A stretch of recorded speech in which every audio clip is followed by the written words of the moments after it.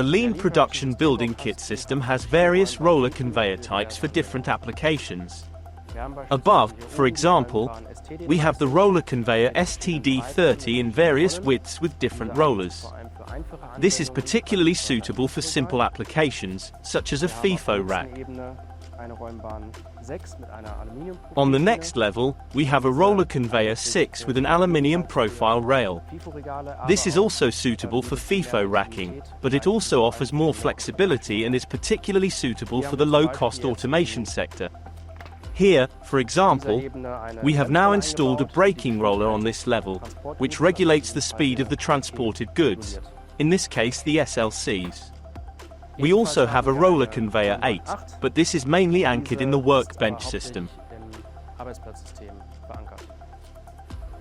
We also have the TR30, Transport Roller 30, which is particularly suitable for cardboard boxes because we need a larger contact surface. It is also characterized by its very smooth running. You can also take a look at the online training module on SLC handling at the ETIM Academy.